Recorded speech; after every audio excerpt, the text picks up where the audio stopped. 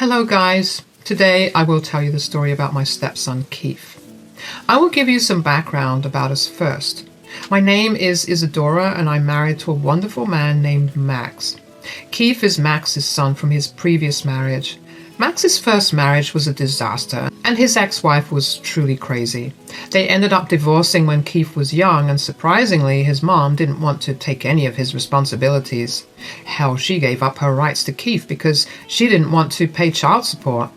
Keith was young, so Max never badmouthed his mom to him. So he had no idea what was going on. He found out much later how badly his mom had messed up. When Max dated and introduced me to him, Keith started to hate me. He really disliked me a lot. I tried hard to develop a good relationship with him, but he was cold towards me. Mind you, he was 12 when I met him. He told Max that he didn't want him to pay attention to anyone other than him. Yep, this boy was exactly like his controlling and abusive mother. Max had tried his best to make us get along, but nothing worked. Hell, we didn't even get married until Keith was completely on board with it. So we got married and I started to take a lot of Keith's financial responsibilities. I never expected him to see or call me mom, but I was ready to take care of him completely. He was a child after all, so me and Max split all of Keith's bills. I even got him a car when he turned 18 and paid for half of his college tuition. Since he never held a job, we also paid his rent and bills because he wanted to live separately. Only his car stayed in our garage because his new apartment had no space. Things were surprisingly cordial between us after Keith moved out. He kept contact with his birth mom, who badmouthed me, but the distance between us made things bearable. Guys, I was genuinely starting to believe that all was well. That was until Keith came home with a ridiculous request. He said, "My friends are planning a trip to Vegas next month. I'm going with them as well. You need to give me the money to pay for everything. I'll need around $8,000. Are you kidding me right now? You want me to pay you $8,000 so that you can go gamble and do underage drinking with friends? Do you think I'm crazy?" Relax, Dad. It's not a big deal at all. A lot of people my age are going to Vegas. It's not a problem at all. Everything will be fine. Keith, you are asking for a lot of money. We are already paying a lot for you. I don't think this is a reasonable request you are making. Oh, please, you shouldn't be talking at all. You are sitting at home and doing nothing. You don't get to talk about money. I know Dad bought you a diamond necklace last month. He can definitely give me money if he can pay for your ridiculous demands. I was pretty hurt by what Keith said. Yes, I was sitting at home for a while because I lost my job recently. I was already looking for a new job and simply needed some time. As for the diamond necklace, it was Max's anniversary gift for me. He got me a $10,000 diamond necklace from Blue Nile. I didn't ask for it. He gave it to me because he wanted to. Keith didn't like that one bit, as usual.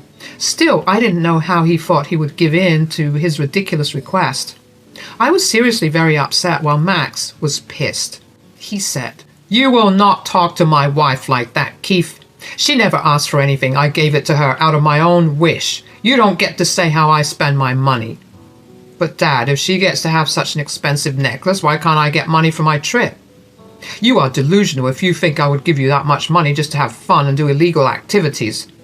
"But Dad, you're not being fair. I've already heard enough, Keith. If you want to go, you will have to find a way yourself. You are an adult, so I can't stop you. But I sure as hell won't be paying for it." Keith looked upset, but couldn't say anything to his father. Max was already pretty mad, so he didn't poke his dad anymore. He did, however, give me a very nasty look before leaving the house.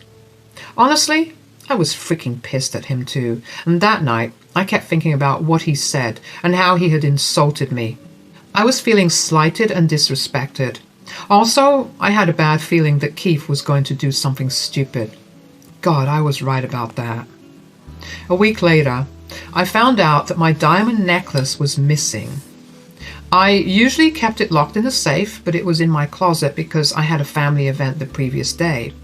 Coincidentally, Keith stayed over at our place that night as well. He had left that morning in the afternoon when I went to put away my necklace. I saw that it was missing along with the case. I panicked, but had a sinking feeling that it was Keith.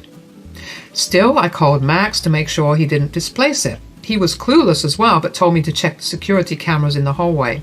When I did check the camera footage, my doubts were confirmed. Keith had gone to my room when I was in the shower and had taken my necklace. I was freaking pissed when I saw it. I immediately called Keith and started to record the conversation.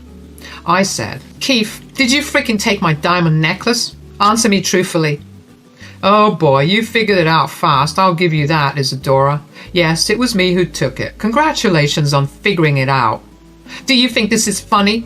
You need to give my necklace back, Keith. Bring it back right now before I call your dad and tell him everything." "You are never getting your necklace back, Isadora. I've already sold it and used the money to fund my Vegas trip." Guys, I really had a hard time wrapping my head around what he had said. Keith had not only stolen my necklace but also sold it to fund his trip. Now, I know why he wanted to go to Vegas so desperately. He was already so greedy for money that he had stolen things from his family. I was shocked and didn't know what to say. The only thing I managed to say was, "What? Keith, why would you do that? That was my anniversary gift. Your father bought it for me so lovingly. You had no right to do this." "No, you have no right to have a diamond necklace, Isadora. You can't have expensive things when you're unemployed. You are just wasting my father's money on stupid things. I can't let you do that to my dad." "So you stole from me? Sold my necklace? Just because I'm unemployed doesn't give you the right to steal from me. What kind of dumb logic is that? You need to go and get my necklace back." "Nope, that is not happening. You are already enjoying plenty of nice things on my dad's money. If you need the necklace so badly, you should get a job and buy one for yourself." "Listen to me, Keith. I'm done having this argument with you. Go back to whatever pawn shop you sold my necklace and bring it back. You have the money from the sale, so just give and get it back. Do that and we can put this behind us." "Go to hell, Isadora. I'm not scared of you and your threats. I don't take threats from someone who doesn't even pay for her own things. I already spent the money anyway, so there's nothing you can do. Maybe next time you'll think twice before mooching off my dad and making him buy you expensive things." Keith said those words and promptly hung up on me. I was literally staring at my phone for a while, trying to make sense of what had just happened. Never in my entire life had I expected Keith to behave this way. Yes, I was unemployed at the time, but before that, I was working my butt off. I was paying for my own things and contributing to both his college tuition and regular expenses. I knew he and I didn't have a great relationship, but I still considered him my responsibility to some extent. I had no idea he would go to such great lengths. All this for a freaking friend's trip that he could definitely do without. I am not ashamed to say this, but I did break down crying for a bit. No matter what, I did see Keith grow up for the last 10 years. Even though he disliked me, I just couldn't bring myself to dislike a child. I understood that he was a child and shouldn't be forced to be nice, but now that he has turned into an adult, I know that his behavior is completely unacceptable. Years of me trying to make sure he has a good life, and this was how he repaid me. It wasn't even about the necklace anymore. It was about the fact that he had blatantly disrespected me and took something precious from me. When the tears had dried up, I was beyond pissed. Keith had shown no remorse and acted smug when I warned him about the consequences. He thought that I would sit around and do nothing while he enjoyed the money he got from pawning off my necklace. Well, he was dead wrong. I'm not an enabler, and I will definitely not forgive a full-grown adult who knows what he's doing. So I decided to talk to my husband and tell him what happened. I showed him the security footage and the call recording for good measure. Well, he was appalled. He said, "This is freaking ridiculous. I can't believe Keith would do something like this. What the hell is even wrong with him?" I think we're partly responsible for this, and so is his mother. His mother has been feeding him a lot of bullshit about me and you. He had been taking out that anger on us in different ways for the past few years, but we also indulged him by not giving strict punishments. Maybe you're right about that. You really did do a lot for Keith, but he seems to have no respect for that. Hell, he seems to lack the basic decency to accept his mistake. This is just unforgivable. Max, your son is not a child anymore. He's freaking 20 and should have known better. We cannot let him get away with this. What he did is actually a felony. I know that, Isadora. I can't get these things out of my head. Something needs to be done. This is just unacceptable. I think I'm going to leave this to you. What do you want to do? It's your stuff he's stolen, and you are the one who he has insulted. I was a little taken aback by the fact that Max was giving me free rein to do what I wanted about this situation. He was actually pretty pissed, and he meant business. His logic about why I should decide the consequences was also completely on point. It did make me feel heard and validated. I was glad that he was leaving the decisions to me, but I was still a little unsure whether Max would accept what I had planned for Keith. So I decided to run it by him to make sure we were both on board with this. I said, "Thank you for asking for my input, Max. I really appreciate that you understand how messed up this situation is. But I should warn you that I have some serious plans with Keith." "I understand that, Isadora. You can tell me what you want to do. I won't stop you." "Max, I'm done paying for Keith. I don't want a cent of my hard-earned money to go towards him. I'm going to stop paying for his college tuition, and I'm going to take away his car. He has turned into a very hateful person and has no gratitude for what I do for him. I don't want him to profit off me anymore." "Fair enough, Isadora. I think all your plans are pretty reasonable. I don't see why it should be a problem." "There's something else too, Max. I want to press charges against him if he doesn't bring back my necklace. Since the bill has been in your name, you would have to do it. We can ask Keith to bring back the necklace, but since he doesn't have money, I don't know how he will do it." "This is a serious step, Isadora. Well, we will try to make him take out loans or something to get the necklace back. If everything else fails, we will have to press charges for insurance purposes anyway. He might be my son, but I will not support him in becoming a thief." Having Max's support meant a lot to me. I didn't know if ultimately we were going to press charges, but we were sure of getting the necklace back. With everything in place, I started to enlist Keith's vehicle for sale. Within a few hours, I had a buyer who I knew personally. Since it was a fairly new car, I got a good deal, and he didn't make a hassle because he had seen the car in person. Actually, he lived 2 blocks from where my stepson was renting an apartment. It was just my plain luck that he was willing to pay cash because he was in desperate need of a vehicle as his daughter's birthday gift. So I got the paperwork arranged so that he could pick it up soon. The next day, I went over to my stepson's apartment with Max. As soon as he saw us both, he was a little nervous. Max said, "We need to have a little chat about what you did, Keith." "I don't know what you're talking about, Dad. What is this about?" "Have you already forgotten the fact that you've stolen and pawned my necklace?" "What are you even saying, Isadora? I know nothing about that." "Dad, your wife has gone crazy. I can't believe she would accuse me of something like that." "So, you were saying that you didn't steal her necklace?" "No, Dad. Why would I even do that?" "Do you doubt me that bad? I swear to you, Isadora is putting ideas into your head. I didn't steal anything." Keith was acting all innocent and clueless. It would have been convincing if we didn't have solid proof of his stealing. He isn't a very bright person after all. He may have forgotten the fact that I have cameras in my house, or maybe he thought that he would get away with his actions again. But Keith's innocent facade crumbled when Max said, "Quit lying like an idiot, Keith. You know we have cameras in the house. I clearly saw you exiting our room while tucking something in your jacket. Plus, Isadora has a call recording where you confessed and also said some horrible things to her." "Dad, I'm so sorry. I was desperate for the money, so I sold the necklace. Isadora doesn't need something so fancy anyway. She's unemployed and doesn't have anywhere to go. I needed the money from the necklace." "You needed the money for a ridiculously expensive friend's trip to Vegas? Are you freaking kidding me, Keith? How entitled are you? This is just plain unacceptable. You need to return the necklace right now. Trust me, Keith, I will call the cops on you if you don't." "Dad, you can't do that. I'm your son. You can't call the cops on your own son."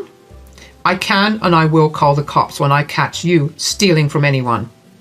"I'm already at the end of my wits with you, Keith. You have done something horrible and said horrible things about your stepmom. All these years, she did a lot for you, and this is how you pay her back. You are a failure of a man, Keith." Keith now knew that he had screwed up. His father had never spoken to him this way, and he knew he was in deep trouble. Keith also knew that calling his mother to help wouldn't work as well. His mom would run once she heard that money was involved, so Keith was now completely at our mercy. But he was still unyielding. He said, "Dad, I can't get this necklace back. I already spent the money on non-refundable tickets and hotels. I have very little money left. It won't be enough. Well, in that case, you better cough up the money before we press charges. Dad, will you seriously take this mooching woman's side over your own son? Why does she get to have a necklace while you can't even pay for my trip? That woman doesn't deserve anything. She's an unemployed parasite. Did you forget the fact that I have been paying a good amount of money towards your upbringing as well? Your mother didn't give us a cent. I, along with your dad, paid for everything. If there is an unemployed parasite here, it's you, Keith. How dare you call me a parasite? I don't need your freaking money, Isadora. I have my dad for that. You can go to hell. Well, I'm glad that you said you don't need my money. You are going to have to remember that, because I will stop paying for your college and will take away your car. Keith looked at me shocked. He had no idea or had forgotten the fact that I was also contributing to his college fund, and the fact that his car was in my name was also something he never bothered to remember. So when I threatened to take away my financial support, he was shocked to learn how much it would affect him. He said, No, you can't take away my car. It's my car and you have no right over it. Well, did you forget that I own that car? I am the one who paid for it.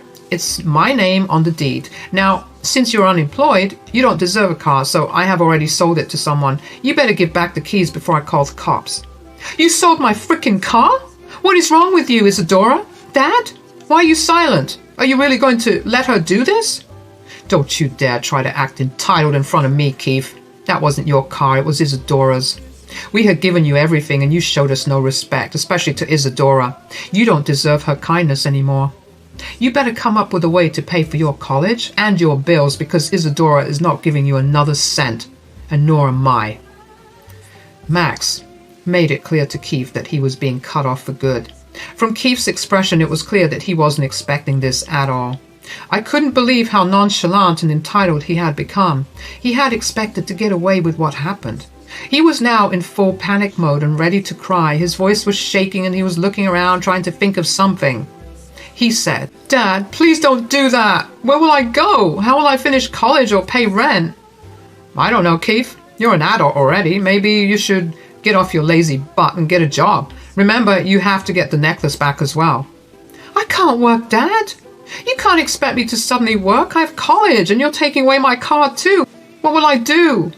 Well, that's your problem now, Keith. We did what we could, but you just wouldn't be happy with all the privileges you had. Now you will learn the hard way that this wolf won't let you exploit anyone.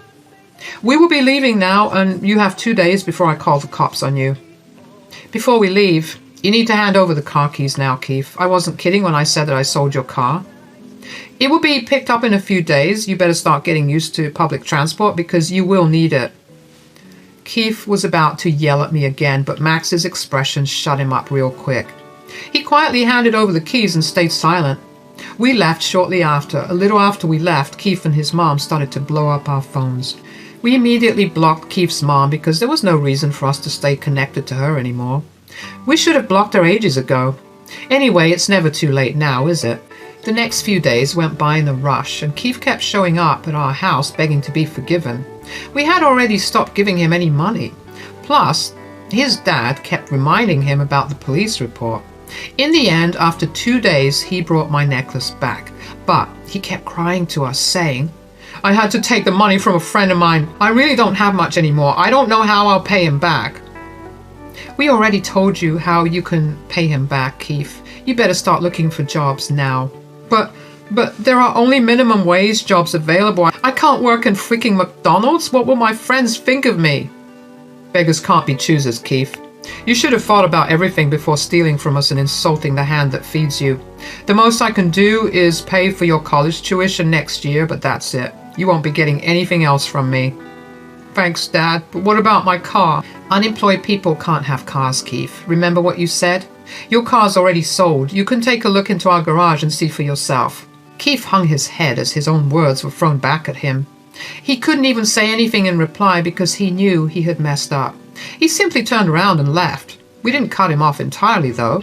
He was Max's son, after all. Max did stay in contact, but stopped helping him financially. Keith was struggling to pay his rent and other bills, and we also cannot forget the fact that he had borrowed money from his friend. So Keith had to get a job after all. In fact, he didn't get just one job, he actually ended up getting two. He was juggling college and two jobs to make his debts go away. Also, he was living in a friend's garage and paying his own bills. His pride and entitled behavior came back to bite him in the butt. He still keeps calling us to apologize, and he had sincerely apologized to me as well, but it hasn't changed. He's still financially cut off, and it looks like he will be miserable for a while now. Keith learned the hard way that life won't let him get away with bad behavior every time.